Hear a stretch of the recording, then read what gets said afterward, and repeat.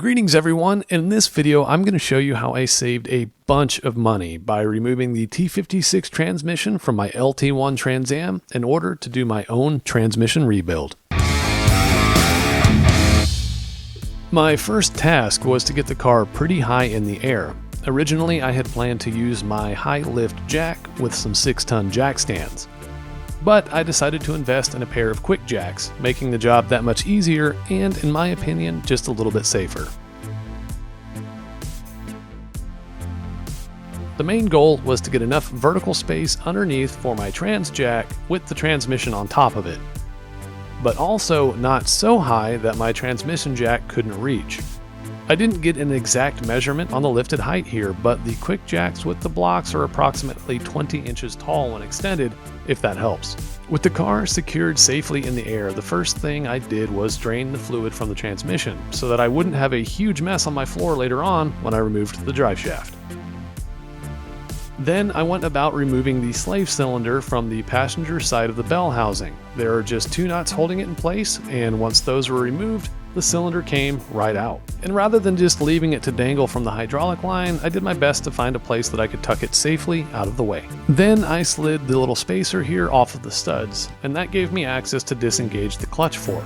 I'll admit that I got a little bit confused here because I assumed the fork would come completely out, but all I needed to do was just pull it out slightly so that the input shaft can slide freely from the clutch without binding up and causing extra hassle later. Next, I went about disconnecting all of my electrical connections. Things like the vehicle speed sensor, reverse lockout solenoid, skip shift solenoid, and reverse light switch all needed to be disconnected.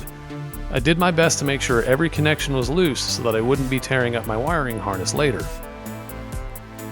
After that, I got to work removing the torque arm by first freeing up the front end from its clamshell mount. There was a single bolt up top, and with that out I could open the mount and pull the front of the torque arm slightly to the driver's side. Now, removing this cross member here probably wasn't absolutely necessary, but I decided to get it out of the way anyway, so that I could give myself a little more space to drop the torque arm and eventually the drive shaft. Then it was time to remove the rear bolts securing the torque arm. I used a wrench to secure the bolts up top and my impact wrench to remove the nuts from the bottom. At least my previous pinion seal leak that's so common on these cars made sure none of the fasteners got seized. Now, because the rear axle was just dangling at this point, I found that the bolts were bound up and did not want to slide freely upward to be removed. Rather than just try to force the bolts through and risk damaging the threads, I decided to use my jack to carefully lift the rear axle just enough so that the front of the torque arm didn't have any pressure on it, and then I was able to remove the bolts quite easily. With the rear bolts out, I was able to remove the torque arm and set it aside.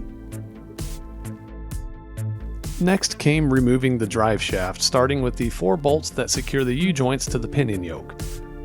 Getting the drive shaft oriented so that I could access and break loose all 4 bolts before setting the parking brake made this job a lot easier. I only needed to completely remove 1 bolt from each strap, and then loosen the other just enough to rotate the straps out of the way. Then I carefully pried the shaft free from the pinion yoke and slid the shaft fully forward into the transmission tail housing, while also rotating the shaft just a little to get it to clear the yoke. Once the shaft was free at the rear, I could then pull the slip yoke from the tail housing of the transmission and set the drive shaft out of the way. Now, it would have made more sense to do this next step before I got dirty on the floor, but next I went about removing the shifter from the transmission. I had already removed the center console at this point, but I still needed to get the factory rubber shift boot out of the way. It's been a while since I've had the factory shifter, but I think you might have to remove the stick to slip the boot off the shifter if you've still got the stock one, but with my Hurst and a modified boot, it was just a matter of removing the screws from the perimeter of the boot and then lifting it out of the way. Then I had access to remove the 4 bolts that hold the shifter in place.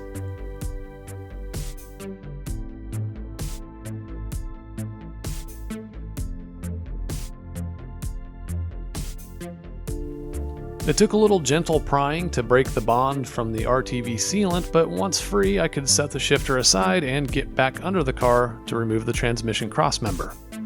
First, I removed the bolt in the center, which goes through the crossmember and into the rubber, or in my case, polyurethane transmission mount. Then I placed my transmission jack as close to the center of balance as I could guess of the transmission. And here is where I should have been paying just a little more attention. I really should have removed those two bell housing bolts on the very bottom before covering them with the jack. This caused me a little hassle later on, so I thought I'd mention it before moving on. That said, my goal here is to get the jack in position so that I can start to take the weight of the transmission off of the crossmember.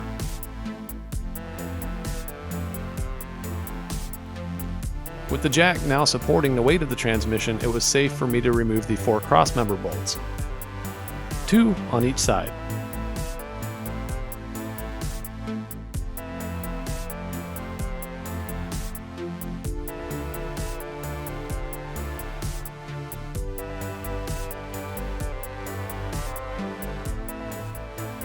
Next, I could start lowering the jack, keeping an eye out, of course, for any missed wiring connections, and also having my dad keep an eye on the engine bay to make sure that I wasn't smashing anything important or stressing any wires or hoses up there. Honestly, it probably would have been best for me to disconnect my exhaust from the Y pipe before doing this, but my pieced together exhaust system eventually disconnected itself anyway. I needed to lower the transmission enough to get access to the upper bolts holding the transmission to the bell housing, specifically the bolt here and the one on the passenger side. These seem impossible to get to, but here's my solution of choice. 1/2-inch extensions. Lots of them. First, I put together enough to reach all the way to the end of the transmission and attempted to break the bolts loose with a ratchet, as there wasn't really enough room for me and a breaker bar under the car. That didn't work. So then I reconfigured my extensions to be just long enough to reach the shifter hole in the transmission tunnel. My dad passed a breaker bar down from inside the car. I connected it to the extensions and he went to work breaking the bolts loose while I remained under the car, holding everything in place and making sure nothing slipped so we didn't round any bolts, which would have been a disaster for sure. This method actually worked really well, as every bolt took quite a bit of torque to break free and the multiple extensions allowed way too much flex for me to be able to use my impact wrench.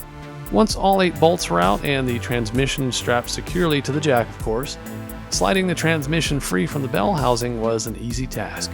I just made sure to do one last check for any missed connections and keep an eye out to be sure I wasn't snagging anything important in the process. I lowered the jack and rolled the transmission out from under the car, and honestly, I was really surprised how quickly a task that seemed so intimidating at first could get done. Without taking extra time to film, it would have gone even faster. I'd like to thank you for stopping by my channel. If you want to watch a guy do his first transmission rebuild on this T56, here are links to those videos. For more automotive DIY content, including plenty of F-body related videos, go ahead and subscribe to my channel. And of course, if you enjoyed this video, please hit that like button. Later.